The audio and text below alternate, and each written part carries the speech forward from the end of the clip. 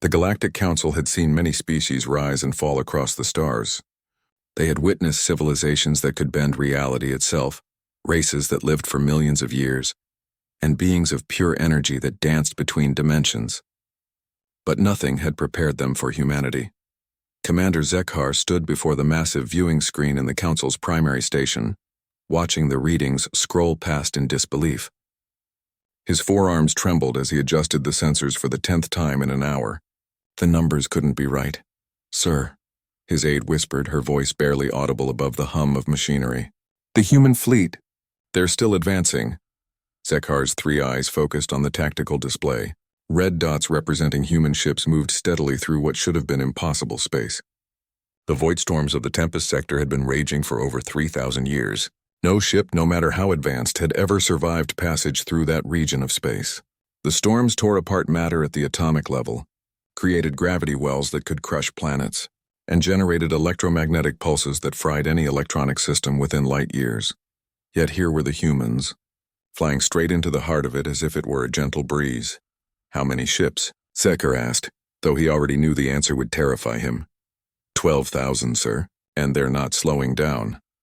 The council chamber erupted in chaos as representatives from hundreds of worlds tried to process what they were seeing. The ethereal collective, beings of pure thought who had transcended physical form eons ago, flickered with nervous energy. The Stone Lords of Granite Prime, whose civilization had endured for 50 million years, sat in stunned silence. Even the quantum priests, who claimed to understand the fundamental forces of the universe, seemed lost for words. High Counselor Vexuna called for order with a sound that resonated through multiple dimensions. As the most ancient being in the chamber, her word was law. She had been alive when the first stars formed, had watched galaxies collide and new ones birth from the cosmic debris. "Explain this to me," she said, her voice carrying the weight of eternity. "How does a species that only discovered faster than light travel 200 years ago accomplish what we thought impossible?" General Thakmor of the warrior caste stepped forward. His people had conquered 17 galaxies through pure military might. They knew warfare better than any race in known space. "High Counselor, we sent our finest ship, the Worldbreaker, into those storms 50 years ago to test our new quantum shields. It lasted exactly 4 minutes and 37 seconds before being completely destroyed." He paused, accessing his neural implants to display the data. "The humans have been in there for 6 hours. Not only are they surviving, but their ships appear to be accelerating." Across the chamber, Dr. Mel Itha of the Science Division was frantically running calculations on her biocomputer. Her species had evolved beyond the need for external technology, instead growing computational organs within their bodies. "The energy readings don't make sense," she announced. "The humans should be experiencing forces equivalent to being inside a collapsing star. Their ships should be nothing but elementary particles by now." Admiral Cordex, whose fleet controlled the shipping lanes between 7 major star clusters, stood up slowly. His race had perfected space travel when humans were still learning to make fire.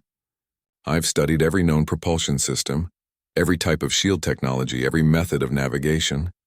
What the humans are doing is impossible according to the laws of physics as we understand them."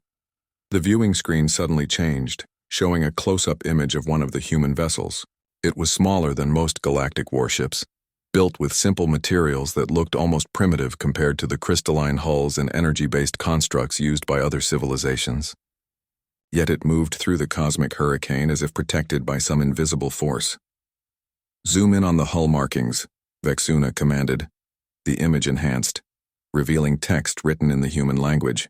Most council members had learned to read the strange symbols that humans used for communication. The words painted on the side of the ship made several representatives gasp in shock. "USS Determination.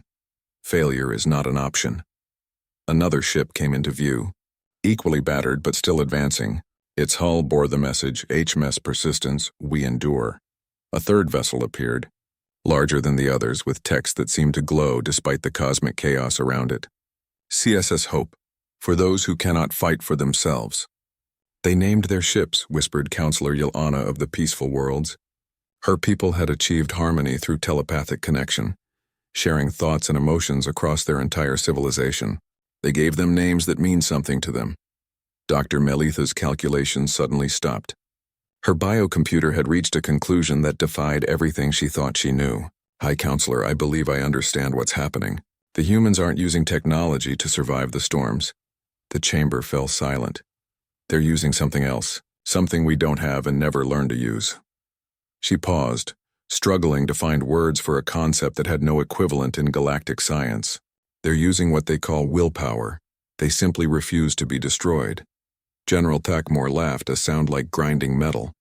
Impossible.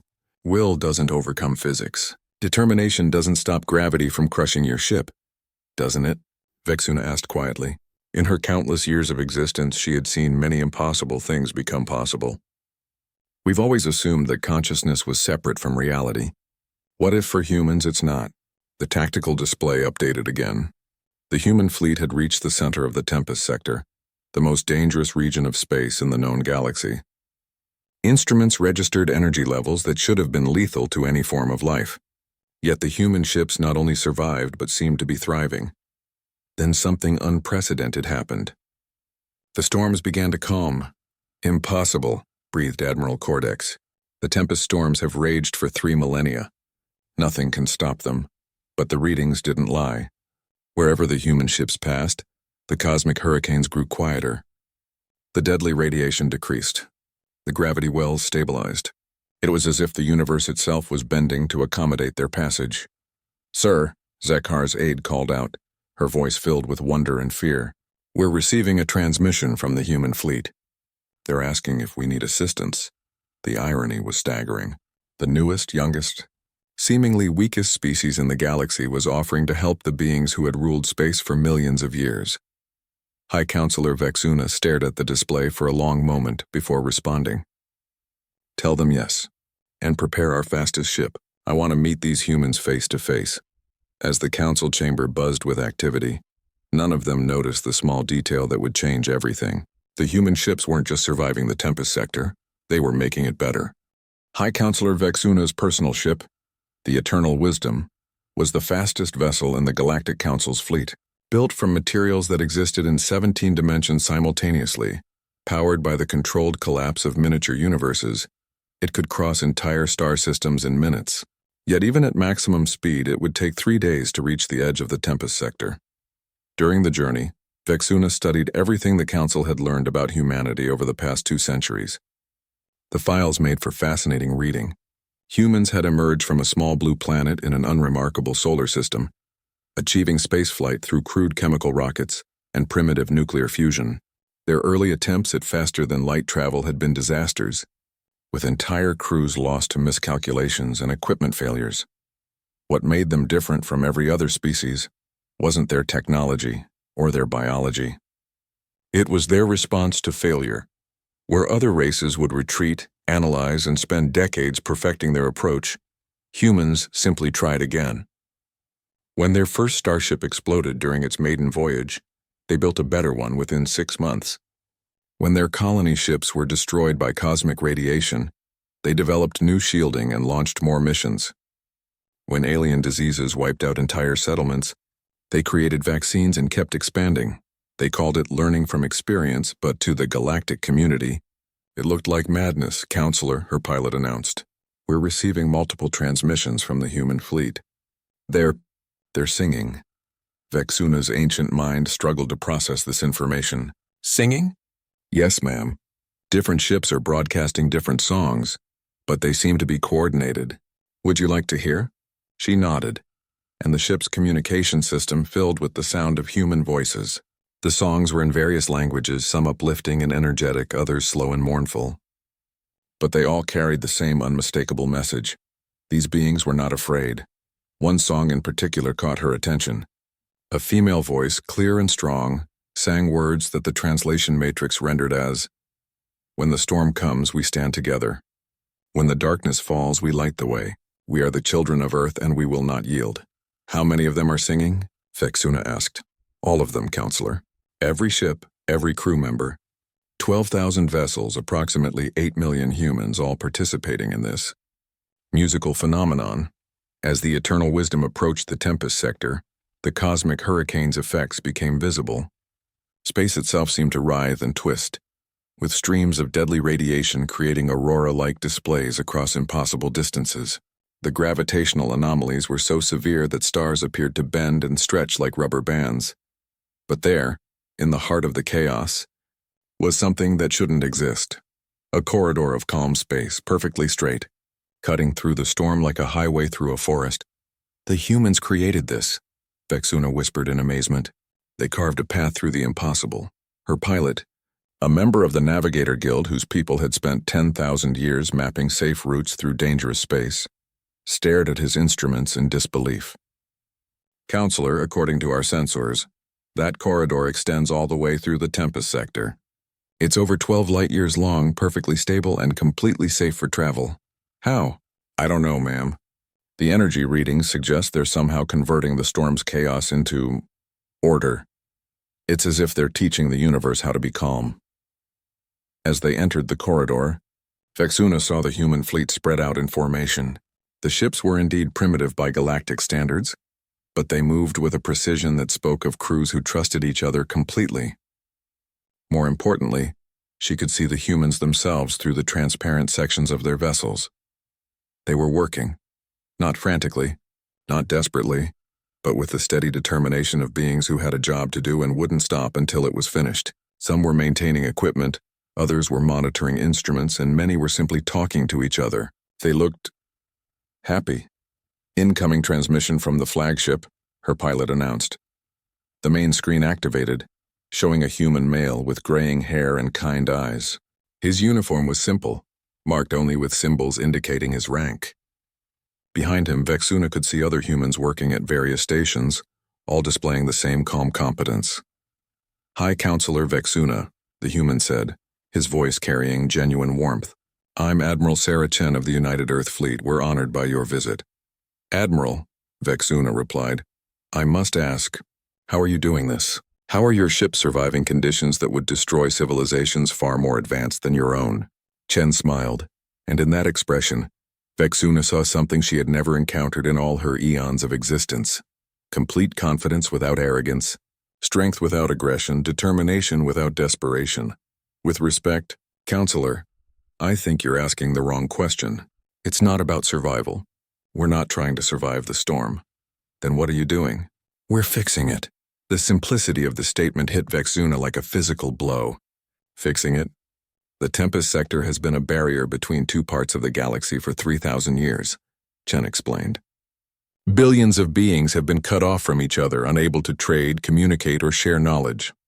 We couldn't just stand by and let that continue, but the forces involved, the energy requirements alone, are considerable, yes, but not impossible. You see, Counselor, we've learned something important over the centuries. The universe isn't our enemy. It's just unorganized sometimes. On the tactical display, Vexuna watched human ships working in perfect coordination. Some were deploying devices that seemed to stabilize local gravity fields.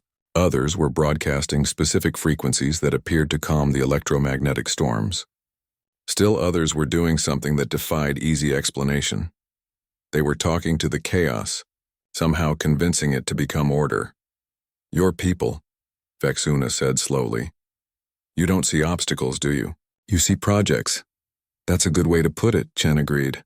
Where others see impossible barriers, we see problems that haven't been solved yet. The difference is important.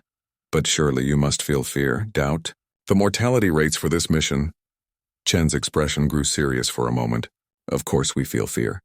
Fear keeps us careful, makes us better, but we don't let it stop us. And as for casualties, she gestured to her crew. Everyone here volunteered.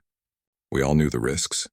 But we also knew that if we succeeded, we'd open up communication between the Outer Rim territories and the core worlds for the first time in millennia. You're risking 8 million lives for strangers? We're investing 8 million lives in a better future. There's a difference. As they spoke, Vexuna watched the human ships continue their impossible work. The corridor of calm space grew wider and more stable with each passing hour. What had taken her people 3 days to reach, future travelers would be able to cross in hours. Admiral, she said finally, my people, the Council, we've always believed that power comes from advanced technology, superior evolution, or cosmic forces beyond normal understanding, but you're suggesting something else entirely. Power comes from deciding that something needs to be done and then doing it, Chen replied. Everything else is just details. The transmission ended, leaving Vexuna alone with her thoughts as the eternal wisdom continued through the impossibly calm corridor. Around them, the cosmic storm raged as it had for 3,000 years. But here, in this narrow band of space, 8 million humans had simply decided that chaos was unacceptable, and the universe, it seemed, had agreed with them. The Council of the Mightiest convened an emergency session within hours of Vexuna's first report. Unlike the General Galactic Council, this gathering included only the most powerful beings in known space, entities who could reshape reality, consume stars for breakfast, and existed across multiple dimensions simultaneously.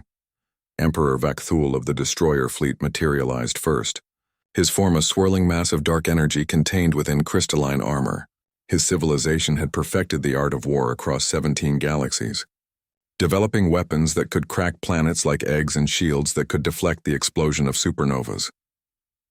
The Weaver of Time appeared next, her presence causing the very air to shimmer with temporal distortions. She existed in all moments simultaneously, seeing past and future as clearly as others saw the present. Her people had transcended linear existence, becoming masters of causality itself. Last came the consciousness known as the Prime Intellect, a collective mind comprising the linked thoughts of an entire galaxy of beings. When it spoke, reality itself resonated with the harmonics of pure thought made manifest. "This cannot be allowed to continue," Emperor Vakthul declared, his voice like the grinding of tectonic plates. "A primitive species challenging the natural order of things? They will upset the balance of power that has maintained peace for 10 million years." The Weaver of Time rippled with multi-dimensional laughter. "Peace or stagnation? I have seen the threads of possibility, and the humans are creating new patterns in the fabric of reality. Patterns that could not exist before their arrival." "Precisely my point," the Emperor growled. "Change is dangerous. Order must be maintained." The Prime Intellect pulsed with contemplation before responding. "I have analyzed their methods extensively. The humans are not using any technology we recognize. They are not manipulating fundamental forces through advanced science. They are doing something far more disturbing." "Which is?" the Weaver asked. "They are changing the rules." A moment of shocked silence filled the chamber. In all their eons of existence, none of these beings had encountered a species that could alter the basic laws of physics through sheer determination.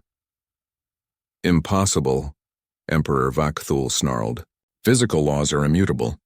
Gravity works the same everywhere. Energy cannot be created or destroyed. Entropy always increases. These are not suggestions, they are the fundamental structure of reality." "And yet," the Prime Intellect continued, "the humans have created a stable corridor through the Tempest sector by convincing the chaotic forces to organize themselves. They have reduced entropy through applied optimism. They have made the impossible routine." The Weaver of Time accessed her perception of potential futures, her consciousness flowing across thousands of possible timelines. What she saw made her essence tremble with something that might have been fear. If beings of her caliber could experience such emotions, if they continue on their current path, she announced, the humans will reshape not just the galaxy, but the fundamental nature of existence itself. In one timeline, they teach entropy to be optional. In another, they convince death to be temporary. In a third, what? The Emperor demanded. In a third timeline, they solve the heat death of the universe by having a strongly worded conversation with thermodynamics. The silence stretched for several minutes as the implications sank in. These were beings who had thought themselves beyond surprise, beyond challenge, beyond the possibility of encountering something truly new. "I propose we test them," the Prime Intellect declared finally. "Send our mightiest champion to assess their capabilities directly." Emperor Vakthul's form brightened with predatory interest. "Excellent. I volunteer my greatest warrior, Lord Commander Nexus Prime. He has never been defeated in 10,000 years of conquest. His armor can withstand the birth of stars. His weapons can cut through the fabric of space-time itself." "Wait," the Weaver interrupted, her temporal senses detecting something troubling. "I see danger in this path. The threads of possibility grow. Strange. Around any direct confrontation with the humans, Cowwave, strange how? The outcomes defy prediction. In some timelines, your champion destroys their entire fleet with ease. In others, he joins their crew and helps them reorganize a black hole into something useful. In one particularly bizarre possibility, they teach him how to knit. Emperor Vakthul's form pulsed with indignation. Lord Commander Nexus Prime does not knit. He destroys. It is his purpose, his essence, his very being. That's what makes this so disturbing, the Weaver replied. The humans seem to have a talent for convincing things to become other than what they were meant to be. Despite these warnings, the decision was made. Lord Commander Nexus Prime would be dispatched to the Tempest sector to evaluate the human threat. His mission: determine whether humanity represented a danger to galactic stability, and if so, eliminate them. 3 days later, Nexus Prime's flagship, the Inevitable Conclusion, emerged from hyperspace at the edge of the newly created corridor. The ship was a masterwork of destructive engineering, bristling with weapons that could sterilize entire star systems. Its armor was forged from the crystallized essence of collapsed universes. Its shields could deflect the focused output of quasars. Nexus Prime himself was equally impressive. Standing 12 feet tall, his body was a fusion of advanced technology and pure destructive will. His neural implants were connected to the weapon systems of 1,000 warships. His armor had been tested against supernovas and found adequate. His tactical genius had never encountered a problem that couldn't be solved through appropriate application of overwhelming force. He expected to find panicked humans fleeing before his approach, or perhaps making futile attempts to negotiate for their lives. Instead, he received a communication that left him momentarily speechless. Unknown vessel, this is Captain Maria Rodriguez of the Earthship New Dawn. Welcome to the Tempest corridor. Are you here for the tour, or do you need assistance with something? The casual friendliness in her voice was unlike anything in Nexus Prime's extensive experience. Enemies cowered before him. Allies spoke to him with formal respect. No one had ever welcomed him. I am Lord Commander Nexus Prime, he replied, his voice carrying harmonics designed to inspire terror in lesser beings. I come to assess your species' worthiness to exist. Oh, cool. An assessment. We love those. Hold on, let me patch you through to our coordinator. She handles all our quality evaluations. The communication link switched, and suddenly Nexus Prime found himself connected to an elderly human woman whose grandmotherly smile seemed completely at odds with the cosmic forces swirling around them. Hello there. Dear, she said cheerfully. I'm Dr. Emily Watson, Mission Coordinator. I understand you're here to assess our work? How wonderful. We're always looking for feedback on how to do better. Nexus Prime's tactical computer ran a full-spectrum analysis on Dr. Watson, searching for hidden weapons, psionic defenses, or any other threat indicators. The results were baffling. She was exactly what she appeared to be, a kindly old human woman who genuinely seemed delighted to meet him. You're not afraid of me? He asked, his voice betraying just a hint of confusion. Should I be, dear? You seem like a perfectly nice young man. Though I must say that armor looks terribly uncomfortable. Are you sure you wouldn't prefer something more practical for space work? For the first time in 10,000 years of conquest, Lord Commander Nexus Prime found himself completely at a loss for words. Lord Commander Nexus Prime had conquered civilizations that spanned multiple galaxies. He had personally destroyed over 300 worlds, each one falling before his tactical brilliance and overwhelming firepower. His very presence was supposed to inspire terror, submission, and immediate surrender. Instead, Dr. Emily Watson was offering him tea. I'm sorry, what? Nexus Prime asked, certain his translation systems had malfunctioned. Tea, dear, Earl Grey specifically. It's wonderful for settling the nerves, and I imagine all that conquering must be terribly stressful. Why don't you dock with our ship and come aboard? We can have a proper chat. Nexus Prime's tactical computer immediately flagged this as a potential trap. No enemy had ever invited him onto their vessel before. They usually tried to run, fight, or negotiate from a safe distance. The idea of voluntarily placing himself within their defenses went against every strategic principle he had learned. You want me to board your ship? He asked slowly. Of course. How else can we show you what we're doing here? Besides, the view from our observation deck is simply spectacular. You can see the whole storm system from there and watch how our calming arrays are working. Against all logic, Nexus Prime found himself actually considering the invitation. His ship's sensors had been analyzing the human vessels for hours, and the results were consistently puzzling. Their defenses were minimal by galactic standards, their weapons were primitive, and their hulls were made from simple alloys that his cannons could punch through like tissue paper. Yet they showed no fear, no defensive posturing, no attempt to power up weapons or raise shields. They were treating his arrival like a social visit. "Very well," he said finally. "I will come aboard. But I warn you, any attempt at treachery will result in the complete annihilation of your fleet." "Oh my, that does sound dramatic," Dr. Watson replied with a gentle laugh. "But I think you'll find we're much more interested in making friends than making threats. Docking Bay 7 is ready for you whenever you're comfortable." 20 minutes later, Nexus Prime stood in the human ship's docking bay, his massive form dwarfing the humans who had gathered to greet him. His armor's sensors detected no hidden weapons, no trapdoors, no ambush preparation, just a group of curious beings who seemed genuinely excited to meet him. "Welcome aboard the New Dawn," Dr. Watson said, approaching without any visible fear. "I do hope you'll forgive the informal reception. We're not really set up for military protocols here." Nexus Prime looked around the docking bay, noting the complete absence of defensive measures. "You have no guards, no security systems, nothing to protect you if I decided to eliminate you all right now." "Well, yes, that's true," Dr. Watson agreed cheerfully. "But why would you want to do that? You came here to assess our work, didn't you? Hard to do a proper assessment if you destroy what you're supposed to be evaluating." The logic was so simple, so practical, that it somehow bypassed all of Nexus Prime's combat protocols. He had never encountered beings who approached potential threats with curiosity rather than fear. "Come along," Dr. Watson continued, leading him toward a corridor lined with observation windows. "Let me show you what we've accomplished here." As they walked, Nexus Prime observed the human crew going about their duties. They nodded politely to him as he passed, some even offering friendly greetings. None of them seemed concerned about having a legendary destroyer of worlds walking through their ship. "Aren't your people afraid of me?" he asked Dr. Watson. "Should they be? I have ended more civilizations than most species have ever discovered.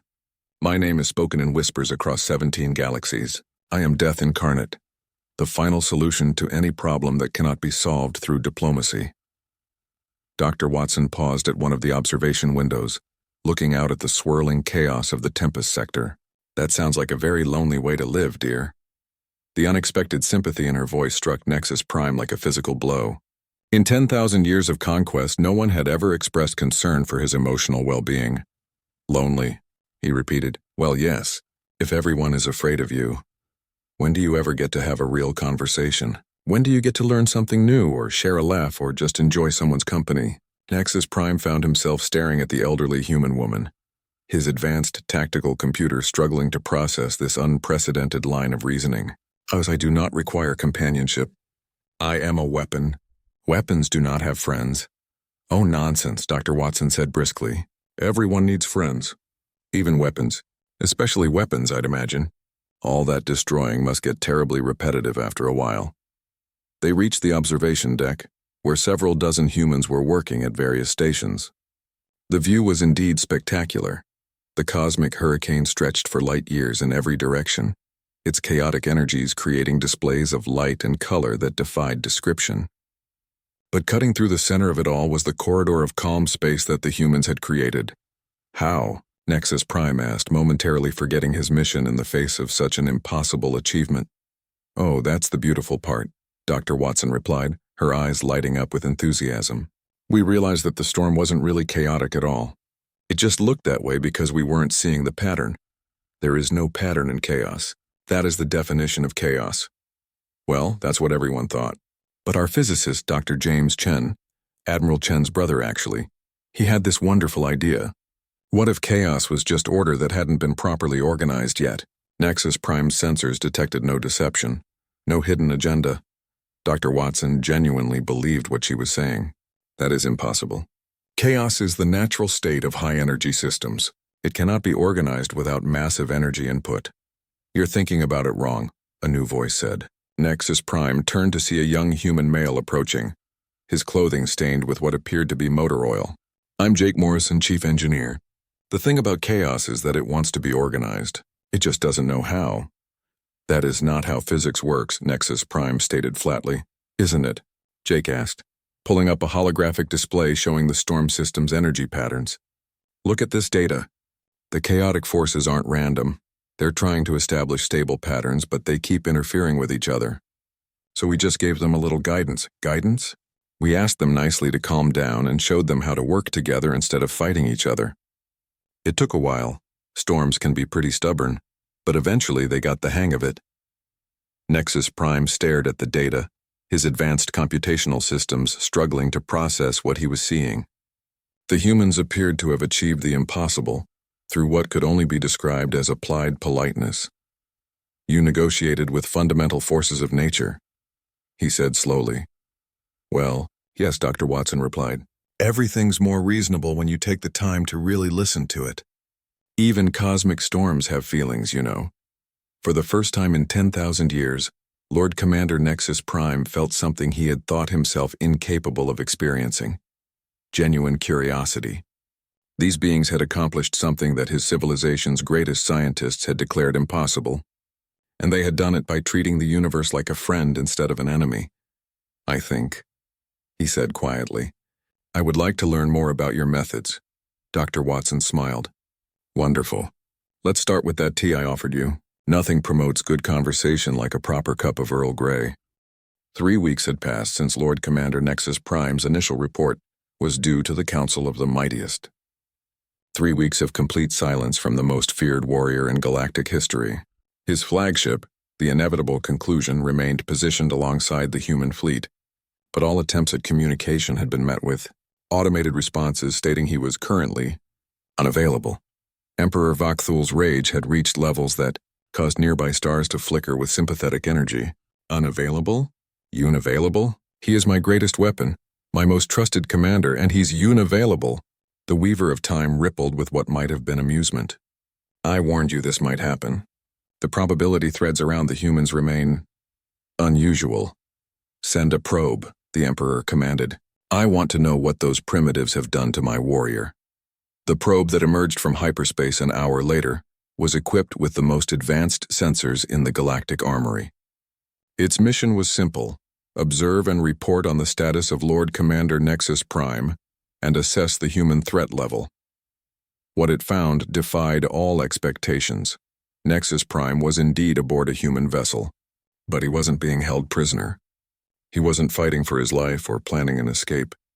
He was sitting in what appeared to be a workshop, carefully assembling some kind of mechanical device while engaged in animated conversation with several humans.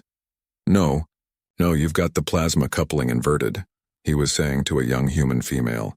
If you route the energy flow that way, you'll get harmonic resonance in the containment field.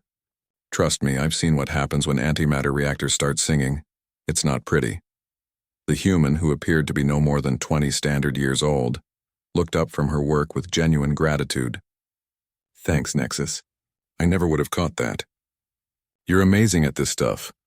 The probe's advanced analytical system struggled to process what they were observing.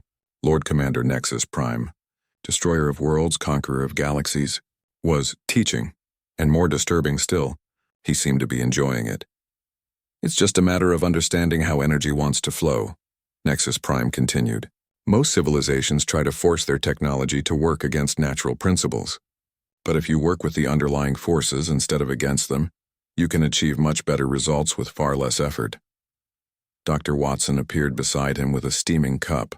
Your tea, dear. And I brought some of those cookies you like. Thank you, Emily. You know, I've been thinking about what you said regarding the quantum harmonics in Sector 7. Have you considered trying a sympathetic resonance approach instead of direct manipulation? The probe recorded everything, transmitting the data back to the Council of the Mightiest in real time. In the council chamber, 3 of the most powerful beings in existence watched their greatest weapon discuss cookie recipes with an elderly human woman. This is intolerable, Emperor Vakthul snarled. They've corrupted him somehow. Turned him against his own nature, have they?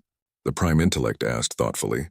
Or have they simply revealed aspects of his nature that were always there, but suppressed by his role as a weapon of war?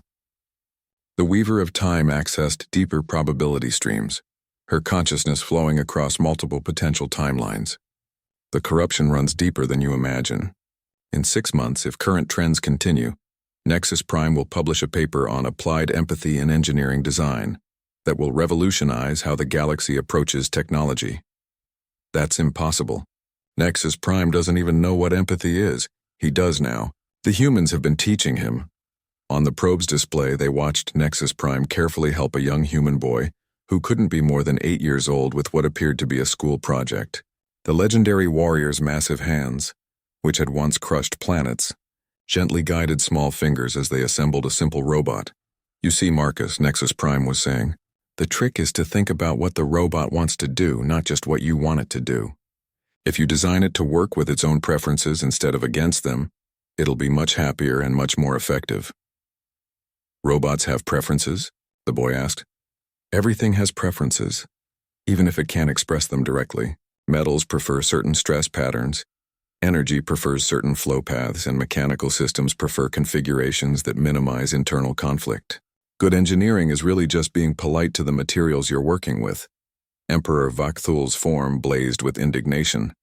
"He's teaching children. My ultimate weapon of war is conducting elementary education classes, and doing it rather well from what I can observe," the Prime Intellect noted. "The pedagogical techniques he's developing are remarkably effective. Perhaps we should consider—" "No," the Emperor roared. "This ends now.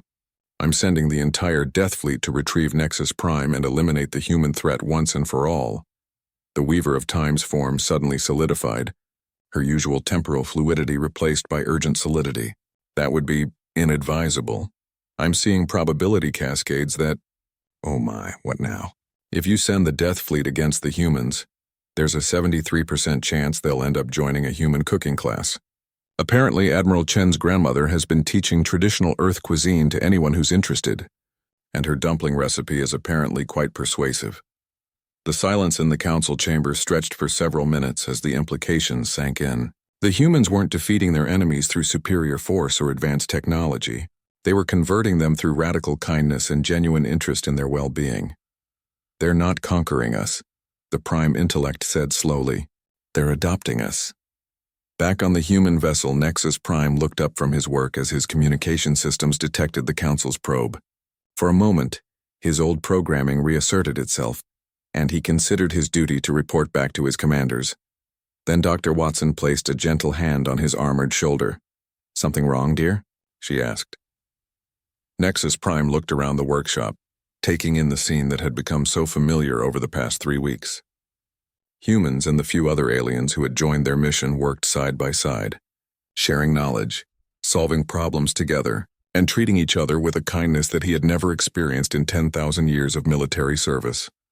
"No," he said finally, "nothing's wrong. In fact, I think everything is finally right." He turned off his communication systems and went back to helping Marcus with his robot. The boy was giggling as the little mechanical creation took its first wobbly steps, and the sound was more beautiful than any victory cry Nexus Prime had ever heard. The probe continued to transmit for another hour before a cooking accident involving experimental fusion ovens somehow caused its sensors to malfunction. The last image it sent back to the Council of the Mightiest was of Lord Commander Nexus Prime, wearing an apron that read "Galaxy's Greatest Space Dad," while helping a group of human children build what appeared to be a fort out of spare starship parts. Emperor Vakthul stared at the image for a long time before speaking. "I'm beginning to understand why the humans terrify me," he said quietly. "They don't destroy their enemies. They make them better." The emergency session of the full Galactic Council was the largest gathering of sentient species in recorded history. Representatives from every known civilization had been summoned to address what was being called the human problem. High Counselor Vexuna stood before the assembled delegates, her ancient form radiating the weight of her countless years. Behind her, a massive holographic display showed the current state of the Tempest sector. What had once been an impenetrable barrier of chaotic energy was now a peaceful corridor through which hundreds of ships passed daily. "Fellow beings," she began, her voice carrying across multiple dimensions, "we face an unprecedented situation. In the 6 months since the humans began their work in the Tempest sector, we have lost contact with 17 of our most powerful military commanders, 43 advanced research teams, and over 300 reconnaissance missions." A murmur of concern rippled through the chamber. Admiral Zarketh of the Void Hunters raised one of his 7 arms. "Lost contact, or have they defected to the humans?" "That's just it," Vexuna replied. They haven't defected. They've joined voluntary cultural exchange programs. The crystalline empress of the faceted worlds vibrated with confusion. I don't understand the distinction. The humans don't accept surrender, explained General Morgoth of the war clans, his scarred form tense with frustration. They don't demand tribute or impose their will on conquered peoples. When our warriors arrive to challenge them, the humans offer them tea and ask about their hobbies. My own nephew, continued Admiral Zarketh, went to investigate human vessel formations. He returned 6 weeks later with a certificate in hydroponics engineering and a detailed plan for improving food production on our moon colonies. He says the humans taught him that gardens are more fun than battles. Dr. Melitha activated a holographic display showing her latest analysis. The pattern is consistent across all contact scenarios. The humans assess the needs and interests of whoever approaches them, then immediately begin offering assistance, education, or collaboration. They appear to be incapable of treating other beings as enemies. That's not true, interrupted Captain Rexval of the Enforcement Division. I've reviewed their historical records. Humans definitely understand the concept of enemies. They've fought extensive wars among themselves. Yes, Dr. Melitha agreed. But observe how those wars ended. Not with the complete destruction of the losing side, but with reconstruction efforts, cultural exchanges, and eventual alliance. Humans treat war as a temporary disagreement between future friends. A new voice joined the discussion as Ambassador Lil Andra of the Peaceful World spoke up. If this is true, then why are we treating it as a problem? Shouldn't we be celebrating the arrival of a species that can resolve conflicts through kindness, rather than violence? Emperor Vakthul's representative, General Krasmore, stood up abruptly. Because it's unnatural. Order requires hierarchy, discipline, clear divisions between ruler and ruled. The humans are introducing chaos into our carefully maintained systems. Are they? Challenged philosopher Yethwan of the Contemplative Order. Or are they revealing that our order was really just organized stagnation? When was the last time any of our civilizations made a genuine breakthrough in science, art, or social development? The question hung in the air like an uncomfortable truth. Most of the assembled civilizations had achieved their current level of advancement millions of years ago, and had maintained the status quo ever since. The humans, Dr. Melitha continued, represent something we've never encountered before, a species that hasn't stopped growing. They don't see their current state as the final destination, but as a stepping stone to something better. And they want to take us with them, added Captain Rexval quietly. Every human interaction I've observed includes attempts to help the other party improve their situation. It's not conquest, it's adoption. High Counselor Vexuna gestured toward a new display showing real-time communications from the Tempest sector. We've been monitoring human transmissions for months. Would you like to hear how they discuss other species? The chamber filled with the sound of human voices discussing various galactic races. The Void Hunters have amazing tactical skills, but their food distribution systems are really inefficient. I think we could help them set up better supply networks. Those crystal beings have such beautiful natural resonance patterns. I bet they'd love to learn about Earth music. Maybe we could organize a cultural exchange? The war clans seem really stressed all the time. They probably need better recreational activities. Has anyone suggested they might enjoy gardening? The transmissions painted a picture of humans earnestly discussing how to improve the lives of beings they'd never met, simply because those beings existed. This is the threat we face, Vexuna announced. Not conquest, not destruction, but transformation. The humans want to help us become better versions of ourselves, whether we want to or not. The chamber erupted in debate. Some delegates argued for immediate military action against the human threat. Others suggested that perhaps transformation wasn't necessarily a bad thing. A few representatives seemed genuinely intrigued by the possibilities. In the midst of the chaos, a new voice cut through the noise. It was calm, friendly, and completely unexpected. "Excuse me," the voice said politely. "I hope I'm not interrupting anything important." Every head in the chamber turned toward the source of the voice. Standing at the entrance to the council chamber was a middle-aged human woman in a simple blue uniform. She appeared to be completely unarmed and showed no signs of fear despite being surrounded by some of the most powerful beings in the galaxy. "I'm Captain Lisa Park of the diplomatic vessel Friendship," she continued with a warm smile. "We received your meeting invitation and thought it would be rude not to stop by. I brought cookies. Security systems throughout the station failed to trigger. This human had somehow bypassed every defense, slipped past every guard, and entered the most secure facility in galactic space without setting off a single alarm. She had done this not through superior technology or stealth capabilities, but because she had politely asked the automated systems to let her in, and they had agreed. "How did you get here?" General Crossmore demanded. "Oh, that's easy," Captain Park replied cheerfully. "We asked your security AI if it would be okay to visit, and it was very helpful. Lovely personality, by the way. It's been feeling quite lonely lately, so we spent some time chatting about its interests. Did you know it writes poetry?" Very talented. The silence in the chamber was deafening. The most advanced security system in known space had been defeated by a friendly conversation and genuine interest in its well-being. "Now then," Captain Park continued, pulling out a basket of what did indeed appear to be cookies. "What's all this about a human problem? Because if there's a problem, we'd love to help fix it." High Counselor Vexuna looked at this representative of the species that had inadvertently thrown the galaxy into chaos, then at the assembled delegates who were staring at the cookies with expressions ranging from suspicion to curiosity to barely concealed hunger. "Captain Park," she said finally, "I think we need to talk."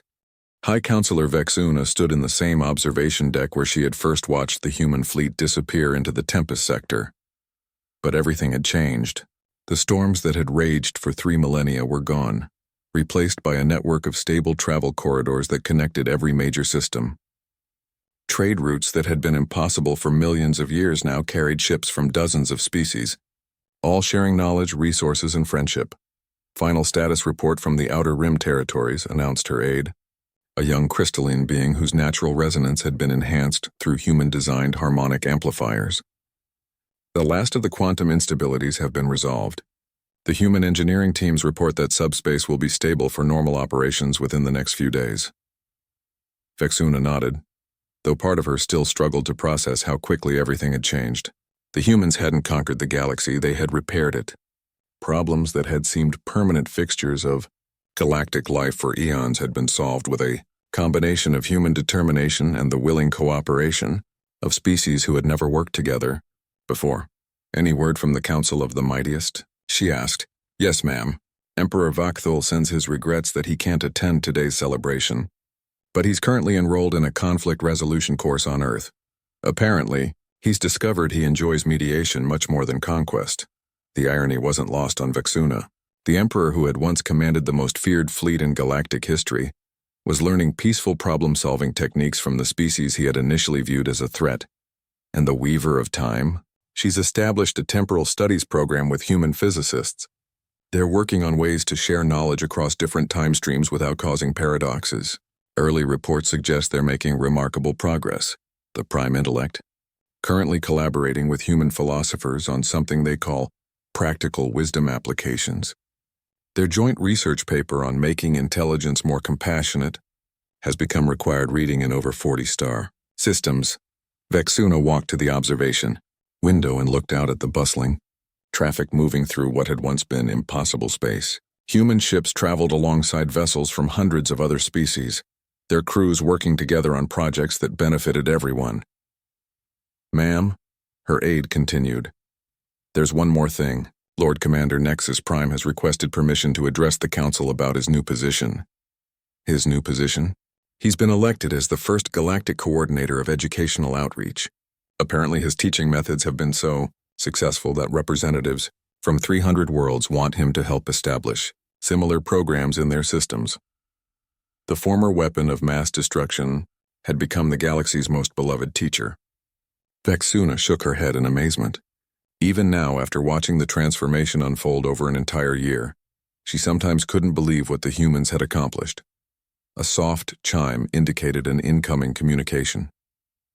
The holographic display activated to show Captain Lisa Park, still wearing her simple uniform, but now bearing the insignia of the newly created Galactic Friendship Initiative. "High Counselor," Captain Park said with her characteristic warm smile, "I hope you're planning to attend the celebration tonight. It wouldn't be the same without you." "I wouldn't miss it," Vexuna replied, "though I must ask, what exactly are we celebrating? The anniversary of your arrival?" The completion of the Tempest corridor? Oh, nothing that formal, Captain Park laughed. We're celebrating the first year that every inhabited system in the galaxy has had enough food, clean water, and educational opportunities for all their people. It seemed like a good reason for a party. The casual way she announced the elimination of poverty and suffering across hundreds of billions of beings still amazed Vexuna. To the humans, solving galaxy-wide problems was just another item on their to-do list. Captain, Vexuna said carefully, I've been meaning to ask you something. Your species has accomplished in 1 year what the rest of us couldn't achieve in millions of years of evolution. How? What makes humans so different from every other form of life we've encountered? Captain Park's expression grew thoughtful. I'm not sure we are different, really. I think maybe we just never learned that some things were supposed to be impossible. But surely you must understand that what you've done defies all known laws of physics, sociology, and basic logic. Does it? Or do those laws just need updating? Captain Park smiled. You know, when we first left Earth, we had this saying, the difficult we do immediately, the impossible just takes a little longer. I guess we never stopped believing that. But the risks you take, the challenges you accept without hesitation, most species would consider your behavior irrational to the point of madness. Maybe, Captain Park agreed. But here's the thing we learned a long time ago. If you're not occasionally accused of being crazy, you're probably not dreaming big enough. The communication ended, leaving Vexuna alone with her thoughts. She looked out at the transformed galaxy, where former enemies worked side by side on projects that would have been unthinkable just 1 year ago. The humans had indeed changed everything, but not through force or superior technology. They had changed everything by refusing to accept that anything was unchangeable. That evening, representatives from across the galaxy gathered for the celebration. The venue was a human ship called the New Beginning, which had been expanded to accommodate beings of vastly different sizes, atmospheric requirements, and social customs. Somehow the humans had managed to create a space where crystalline beings could resonate alongside creatures of pure energy, while aquatic species mingled with gaseous entities, and everyone felt comfortable. Lord Commander Nexus Prime stood near the center of the gathering, his massive form surrounded by a group of young beings from dozens of different species. He was in the middle of explaining some complex engineering concept, his voice animated with the kind of enthusiasm that had once been reserved for describing battle strategies. Emperor Vakthul's holographic form shimmered nearby, deep in conversation with Dr. Emily Watson about meditation techniques for managing anger. The Destroyer of Worlds was taking notes. The Weaver of Time had synchronized herself with the present moment to attend in person, her temporal form stabilized by what appeared to be genuine happiness. She was showing a group of human children how to see probability streams, while they taught her games that existed only in linear time. As Vexuna moved through the crowd, she overheard dozens of conversations that would have been impossible just 1 year ago. The quantum resonance in your home system is beautiful. Have you considered composing music with it? Your species' natural camouflage ability would be perfect for wildlife research. Would you be interested in studying endangered species preservation? I've never seen energy patterns like yours. Would you help us design more efficient power systems for colonies in distant systems? Every conversation was an invitation to collaboration, an offer of friendship, a suggestion for making something better. The humans had created a gathering where beings who had never shared the same space were finding common ground in their desire to help each other. Captain Park appeared beside Vexuna, offering her a small plate of food from what appeared to be dozens of different worlds. Enjoying the party? It's remarkable, Vexuna replied honestly. A year ago, half these species were at war with each other. Now they're planning joint research projects and cultural exchanges. Funny how that works out when people actually get to know each other, Captain Park observed. Most conflicts seem to be based on misunderstandings that clear up pretty quickly once you sit down and share a meal together. Is that really all it takes? Food and conversation? Well, that and a genuine interest in seeing others succeed. People can tell when you actually care about their well-being versus when you're just trying to get something from them. Vexuna watched as a group of former enemies laughed together at something Lord Commander Nexus Prime had said about the peculiarities of antimatter containment fields. Captain, I have to ask, what's next for humanity? You've solved the galaxy's major problems. brought peace between warring species and established cooperation on a scale we've never seen before. What could possibly be left to accomplish? Captain Park's eyes lit up with the same enthusiasm that Vexuna had come to recognize as distinctly human. Oh, we're just getting started. There are so many other galaxies out there, probably filled with people who could use some help. And I heard there might be whole other universes beyond our own. Just think of all the friends we haven't met yet. Vexuna stared at the human woman, finally understanding why her species had been so transformative. They didn't see the galaxy as a collection of problems to be solved, or territories to be conquered. They saw it as a neighborhood full of potential friends who just needed someone to care about them. You're going to try to befriend the entire universe, aren't you? She asked. If it'll let us, Captain Park replied with a grin. After all, everyone deserves to have good friends and enough cookies to share. As the celebration continued around them, Vexuna realized that the mightiest beings in the galaxy hadn't disappeared into humanity's Tempest. They had been found by it, rescued from there easily.